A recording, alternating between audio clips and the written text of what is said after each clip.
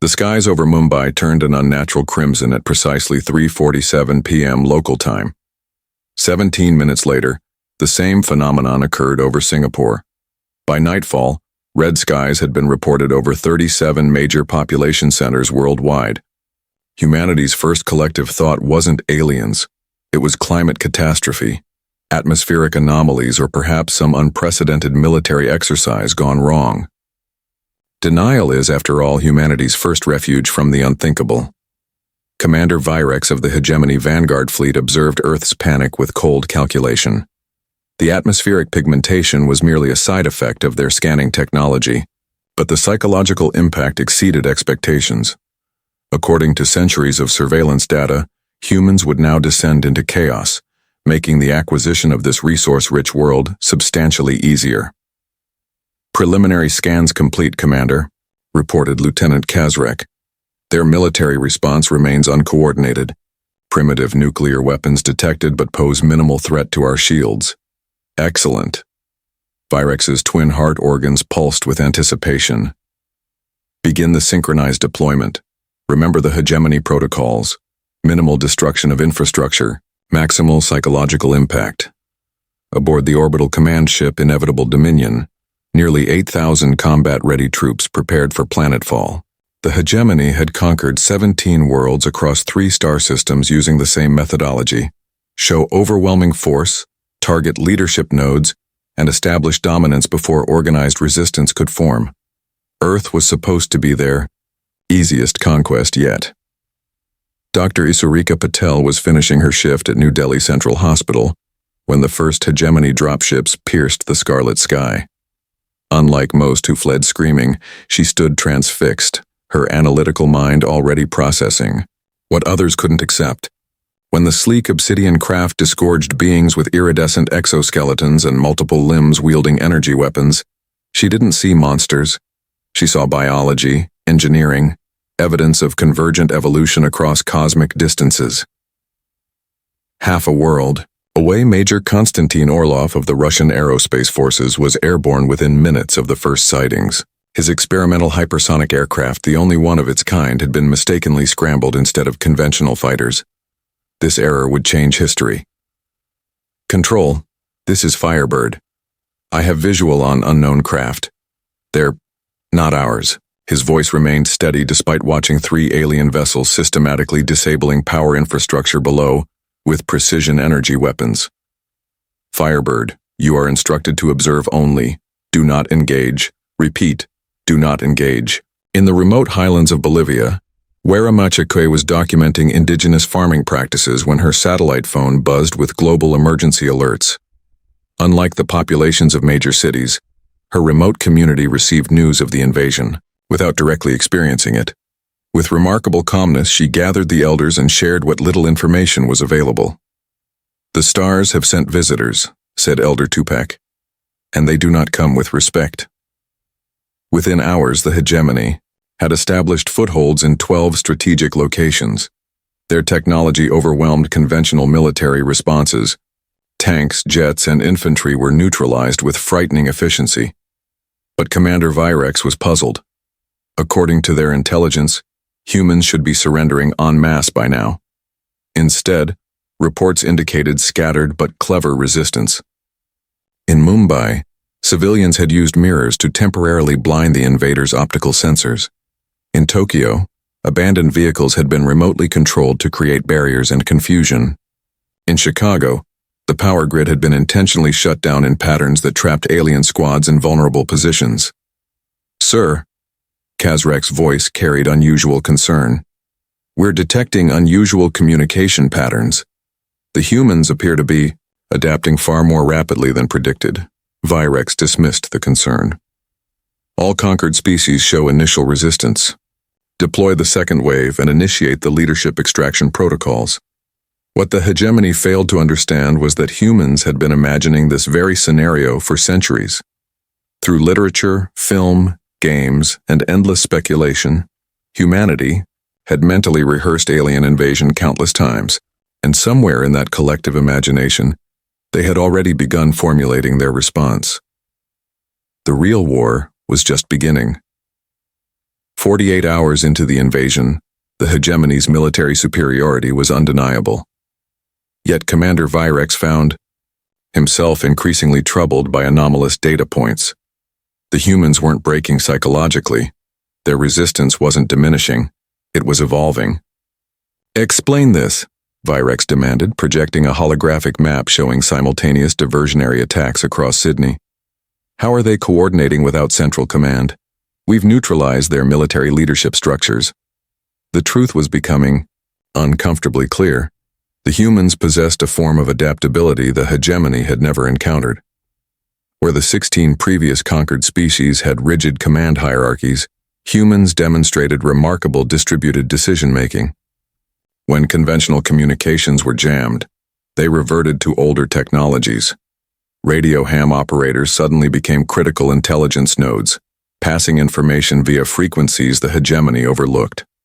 In Frankfurt, engineering professor Dmitry Volkov had already reverse-engineered aspects of the aliens' communication technology from a damaged drone.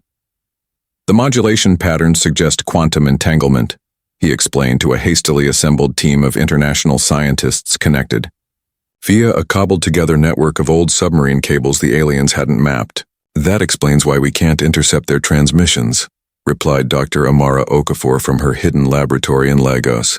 "But every system has vulnerabilities." Meanwhile in Arizona, 16-year-old Nilak Big A hadn't intended to become humanity's secret weapon. A prodigy in mathematics and computing, he'd spent years developing unconventional algorithms that mimicked natural systems. When the invasion began, he recognized something familiar in the aliens' attack patterns. "They're using optimized swarming behaviors," he told his skeptical physics teacher over a secured school server. "But their optimization assumes predictable responses.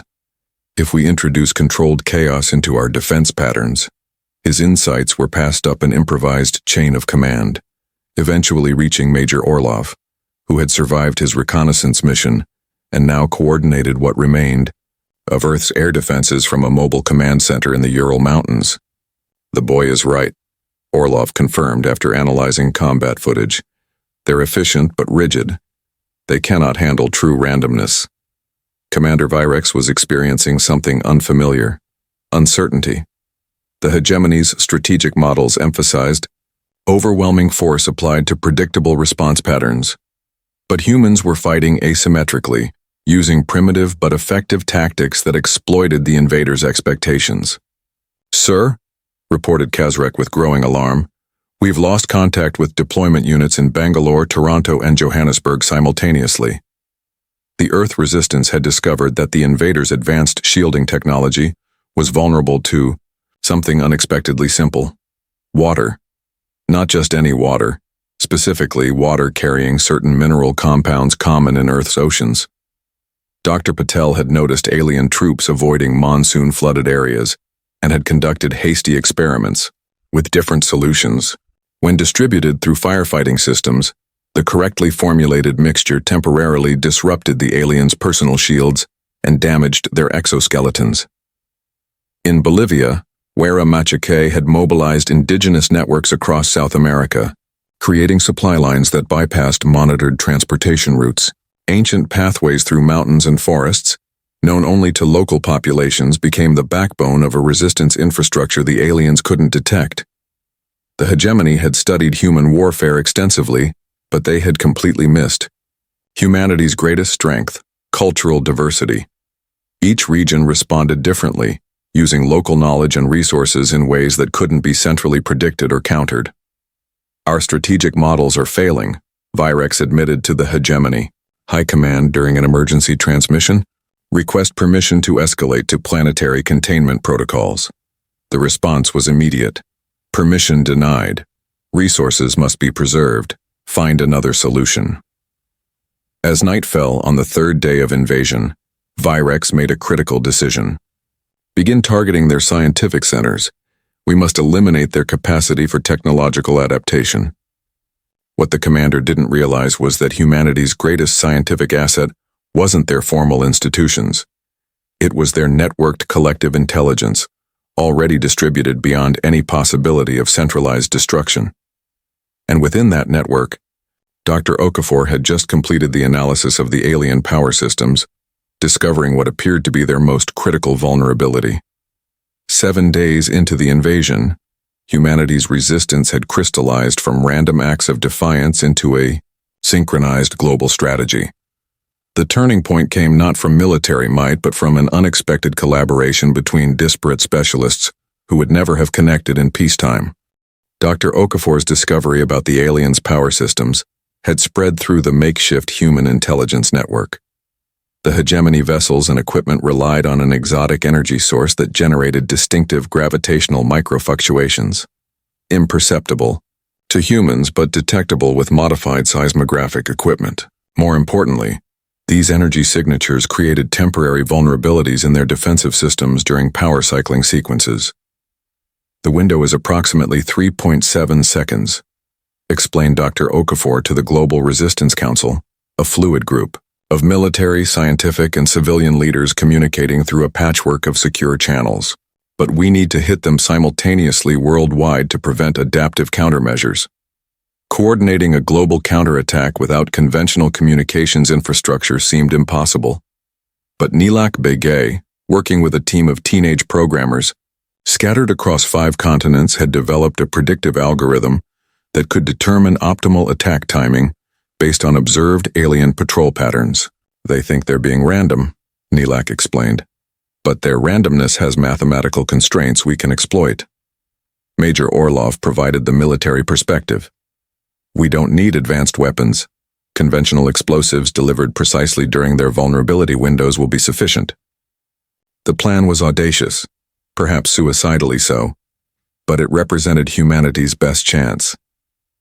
Operation Thunderclap, as it was codenamed, required simultaneous strikes on 157 hegemony positions across the globe. Commander Virex, meanwhile, was facing mounting pressure from hegemony high command. Unacceptable delays, came the terse communication. Complete planetary subjugation was projected within 5 planetary rotations. Explain continued resistance. Virex had no satisfactory explanation.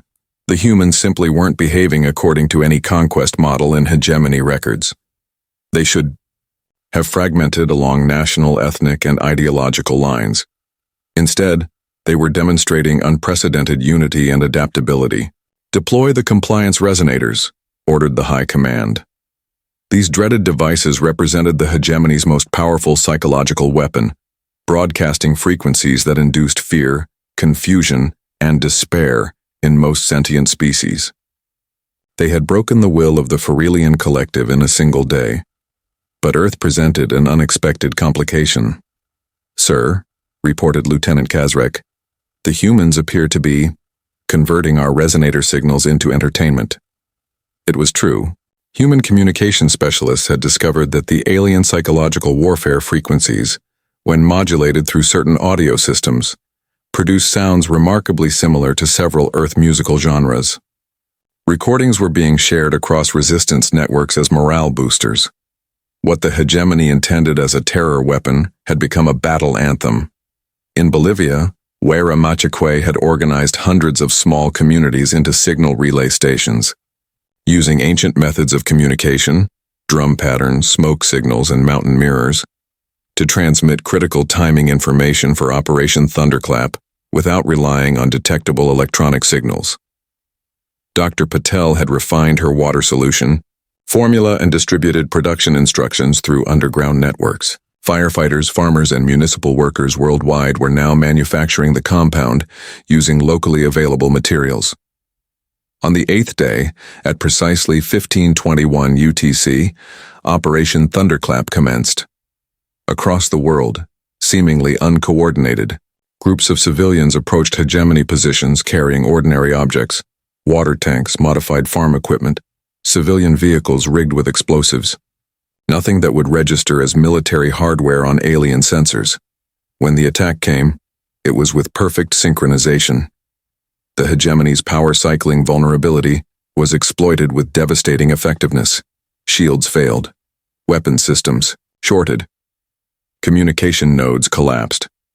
Commander Virex watched in disbelief as reports of simultaneous failures flooded the command center. "Impossible," he whispered. "Their technological level cannot support this level of coordination." But the truth was becoming unavoidable. The hegemony had fundamentally misunderstood humanity. They had assessed human technology but failed to account for human ingenuity. They had calculated military strength but overlooked adaptive potential. They had analyzed political divisions but missed the underlying capacity for cooperation in the face of extinction. As hegemony positions fell across the globe, Virex made an unprecedented decision. Prepare the command ship for emergency departure.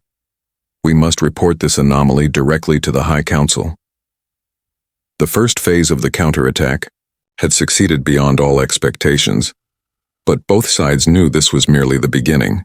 The hegemony still controlled orbital positions, and reinforcements were undoubtedly being dispatched from deeper in the system.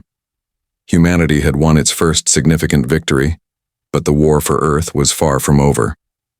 Commander Virex stood before the projected image of the Hegemony War Council, 7 imposing figures whose species varied but whose cold calculation was uniform. The commander had never reported a military setback before. There was no established protocol for it.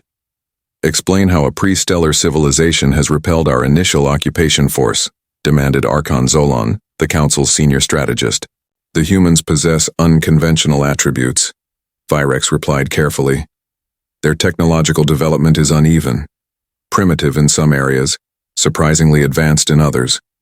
More significantly, they demonstrate extreme cognitive flexibility and decentralized problem-solving capabilities."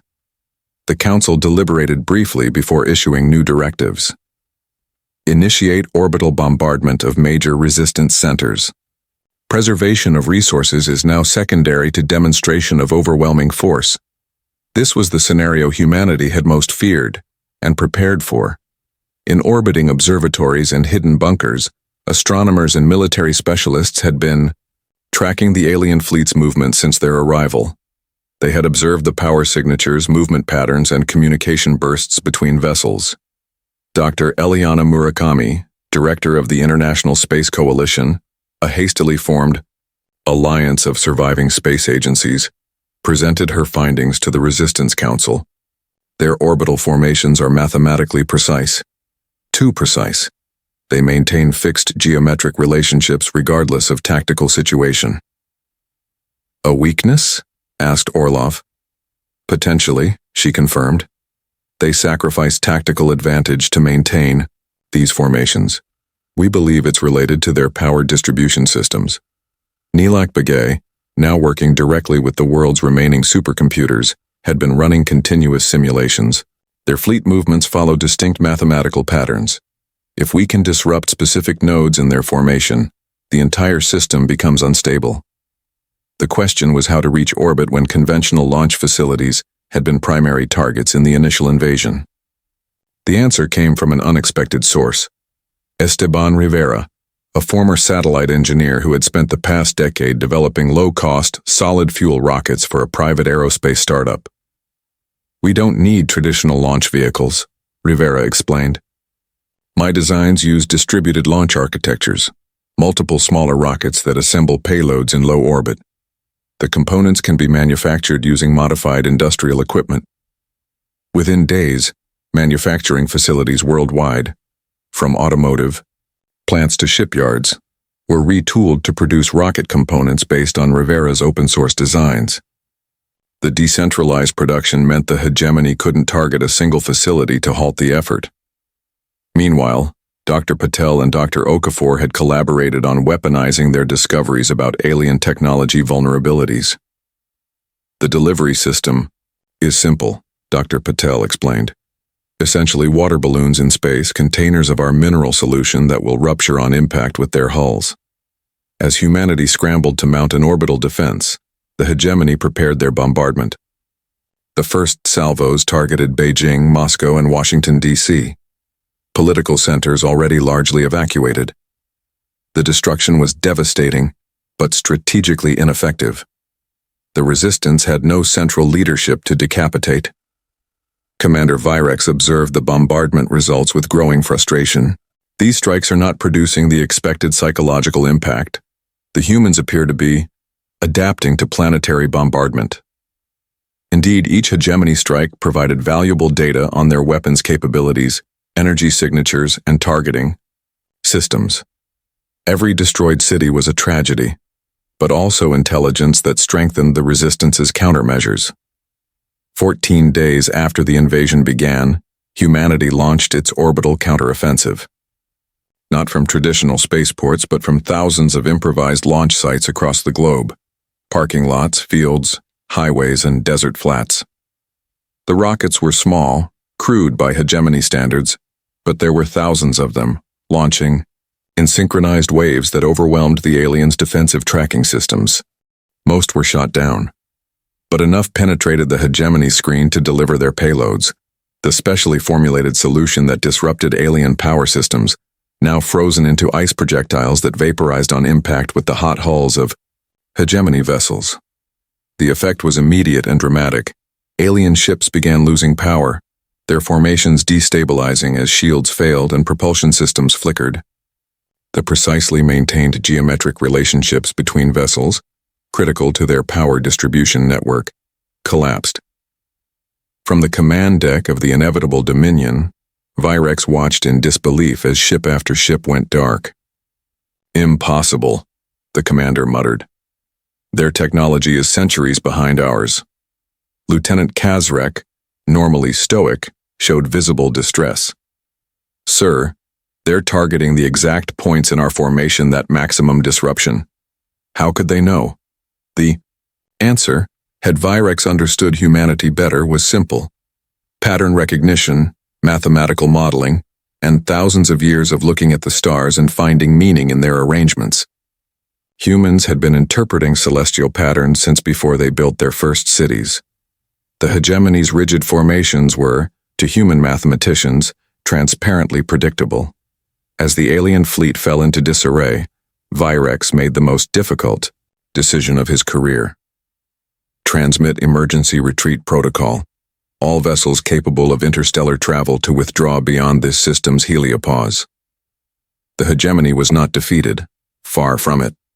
But for the first time in their expansionist history, they faced a species that refused to be conquered according to the established models of subjugation. A species that, despite its technological limitations, had found the hidden weaknesses in supposedly superior systems.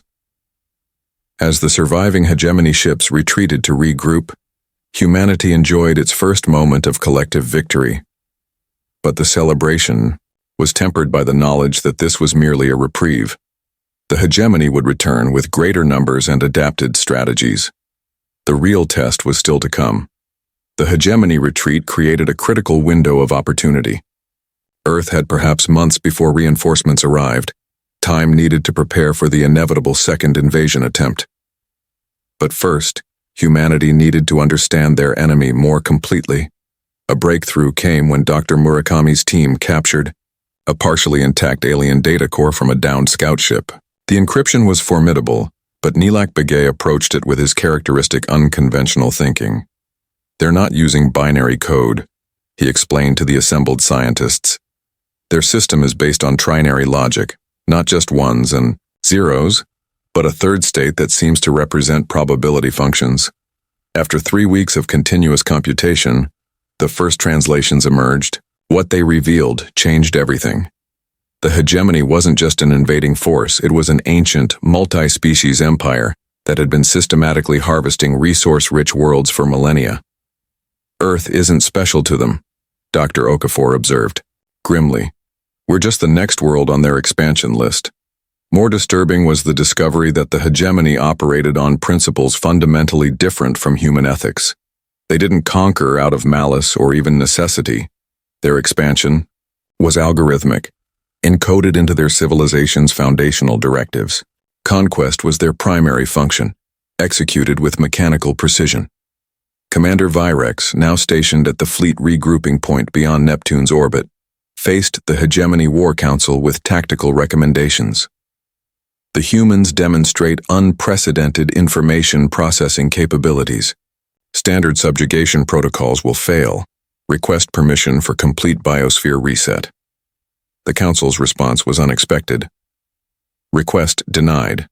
New information indicates humans possess unique cognitive attributes of potential value to the Yaqui. Collective. Modified directive. Capture key specimens for integration analysis before proceeding with standard resource extraction. What the hegemony didn't understand was that their communications were no longer secure. Dr. Murakami's team had cracked enough of their encryption to monitor transmissions between the retreat force and their distant hierarchy. Humanity now knew the hegemony's intentions and their timeline. They'll return with a specialized capture force in approximately 4 months, Dr. Murakami reported to the Global Defense Council. They're interested in our cognitive capabilities. They want to study us before they strip the planet. Major Orlov, now General Orlov of Earth's Unified Defense Force, saw an opportunity. If they're studying us, we can feed them information, shape their understanding of human capabilities. Thus began the most audacious misinformation campaign in human history. Using captured alien communication protocols, Earth began transmitting false intelligence designed to be intercepted by hegemony monitoring systems. Wera Machakwe, whose understanding of indigenous communication systems had proven invaluable, provided critical insights. All communication contains cultural assumptions. We must understand not just their language, but how they interpret information. The strategy was multi-layered. First, create the impression that Earth's defense capabilities were concentrated in hardened military installations, facilities that were actually elaborate decoys. Second, suggest that human decision-making was centralized among a small elite, when in reality the resistance remained distributed and resilient. Finally, and most crucially, hint at devastating superweapons that didn't exist, forcing the hegemony to allocate resources to counter imaginary threats. Meanwhile, Dr. Patel led efforts to understand alien biology more thoroughly. Examination of recovered hegemony remains revealed a critical vulnerability. Their neural systems were highly sensitive to specific electromagnetic frequencies. Not enough to kill, but potentially enough to disrupt cognitive functions temporarily. It's not a weapon in the conventional sense, she explained. More like an electromagnetic version of tear gas. It won't defeat them, but it could create tactical advantages in close combat situations. As preparations continued, Earth underwent a remarkable transformation. The destruction of traditional power structures had created space for new forms of human organization. Old national boundaries became increasingly irrelevant as regional defense clusters formed, based on practical considerations rather than historical divisions. 3 months after the hegemony's tactical retreat, Earth had been transformed. Cities were largely abandoned, with populations dispersed into smaller, more resilient communities. Manufacturing had been decentralized, with essential production capabilities duplicated across thousands of locations. The planet's electromagnetic signature had been deliberately altered through modified power distribution systems to confuse alien sensors. Commander Virex, studying the long-range scans of Earth, was perplexed. Their civilization appears to be dismantling itself. Energy signatures are diffuse, population centers have dissolved. Lieutenant Kazrek, recently promoted after the losses in the first invasion attempt, offered an assessment. They're adapting their entire society to resist our conquest methodologies. No species has ever done this before. Indeed, humanity was doing what it had always done best, changing to survive. The rigid, centralized structures that had defined human civilization for centuries were giving way to fluid, adaptive networks optimized for resilience rather than efficiency. As the hegemony reinforcement fleet approached Earth orbit, they expected to find a weakened, fragmented world easy for the taking. What awaited them instead was a planet transformed into a comprehensive defensive system, and a species that had spent every moment since first contact preparing specifically for their return. The stage was set for the final confrontation. Lyceu, hegemony reinforcement fleet entered Earth orbit with overwhelming force. 7 world killer-class vessels supported by hundreds of smaller craft. Their arrival was heralded not by subtle scanning, but by an immediate display of power. gravity weapons that created localized tidal anomalies in Earth's oceans, a demonstration meant to terrify the population into submission. Commander Virex, restored to favor after convincing the War Council of humanity's unique threat, addressed Earth via all electromagnetic frequencies. Your resistance has been noted by the hegemony as exceptional but futile. Surrender your intellectual elite for integration, and the remainder will be permitted basic existence under our governance. The response came not from any human authority but in the form of a simple mathematical sequence broadcast on the same frequencies, prime numbers, followed by the value of pi to 1,000 digits, followed by a complex quantum formula that detailed the precise vulnerability in hegemony shield harmonics. The message was clear. We know you better than you know us. What followed was not the expected human panic, but complete electromagnetic silence. Earth went dark. All transmissions ceased simultaneously.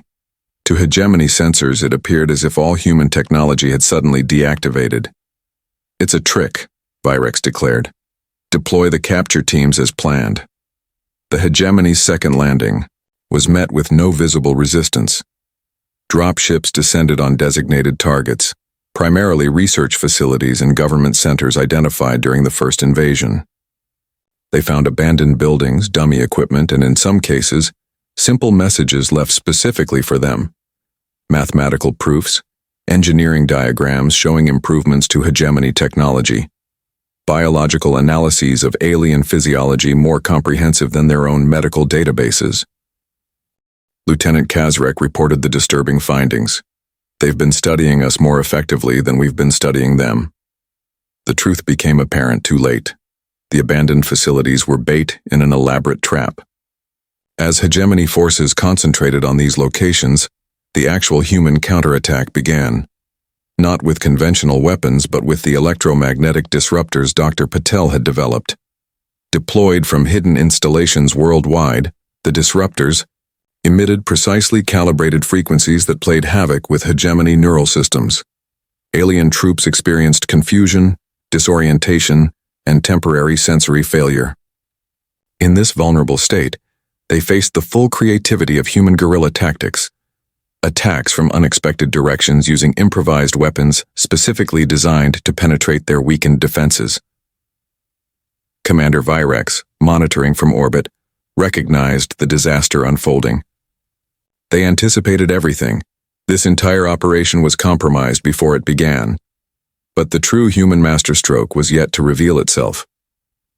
While the hegemony focused on the ground war, Esteban Rivera's orbital program had advanced beyond all expectations.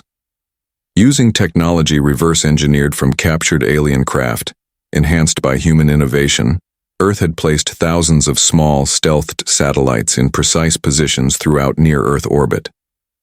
On command from Dr. Murakami, these satellites activated simultaneously, creating an interlocking energy field that enveloped the entire hegemony fleet. The field didn't damage the alien vessels. It simply prevented their quantum communication systems from functioning, isolating each ship from the others and from hegemony central command. For the first time in their expansionist history, a hegemony invasion force was cut off, contained, and being systematically dismantled by supposedly inferior opposition. On the command deck of the flagship, Virex faced the unthinkable: defeat. Initiate emergency protocol. All vessels to execute random jump coordinates. Retreat and regroup beyond the containment field. But even this final option had been anticipated. The human satellite network had been specifically designed to disrupt the precise energy patterns required for hegemony faster than light jumps. The alien fleet was trapped. As hegemony ships ran defensive patterns, desperately seeking escape, humanity delivered its ultimatum, not through words but through a comprehensive data package transmitted directly to Virex's command systems. It contained complete schematics of hegemony technology, with human-designed improvements, proposed diplomatic protocols for peaceful interaction, and a mathematical proof demonstrating that continued conquest would ultimately lead to the hegemony's own extinction through resource depletion and evolutionary stagnation. The final section was most surprising: an offer of alliance. with humanity joining the hegemony, not as a conquered species but as equal partners who could contribute new perspectives, adaptability, and innovation to an empire grown rigid and algorithmic. For 3 days, the hegemony command ship maintained communication silence. On Earth, celebrations of the invasion's failure were tempered by the knowledge that orbital weapons could still inflict terrible damage in a final act of destruction. When Virex finally responded, it was with a formal request unprecedented in hegemony history, petition to initiate diplomatic protocol between equals. What the commander couldn't fully articulate was the profound shock that had reverberated through hegemony leadership. Humanity had done the impossible, not just resisted superior technology but improved upon it, not just survived but offered insights the hegemony had never considered in millennia of expansion. 6 months after first contact, representatives of Earth met with hegemony delegates aboard a neutral platform constructed in Earth orbit. The human delegation included Dr. Patel, Dr. Okafor, Major Orlov, Nilak Begay, Waira Machakwe, and Dr. Murakami, individuals who represented not traditional power structures, but the diverse capabilities that had secured humanity's survival. The treaty they negotiated established Earth as a sovereign partner to the hegemony, with guarantees of non-aggression and technological exchange. More significantly, it included provisions for hegemony reformation, a gradual shift away from algorithmic conquest toward collaborative exploration. As the details were finalized, Commander Virex addressed Dr. Murakami privately. "Our analysis failed to account for your species' most significant attribute. We measured your technology, biology, and resource utilization, but missed your capacity for rapid adaptation and cognitive diversity. That's because you were looking for power as you understand it," she replied. "But humanity's strength isn't in uniformity. It's in our differences, our disagreements, our countless perspectives that generate solutions no single approach could discover." In the decades that followed, humanity's influence spread throughout the hegemony, not through conquest, but through ideas. The alliance that began in desperate resistance evolved into one of history's great symbiotic relationships. Hegemony technology and resources combined with human creativity and adaptability. Earth, once targeted for routine resource extraction, became the center of a transformation that rippled across hundreds of worlds. The species that had been dismissed as primitive became the catalyst for an interstellar renaissance. In the ancient halls of the Hegemony High Council, a new principle was eventually enshrined, taught to all member species as fundamental wisdom. Never underestimate a civilization that has spent its entire history fighting itself, for in that endless internal struggle, it has learned every possible way to fight you. Humanity had not just survived, it had changed the course of galactic history. The end.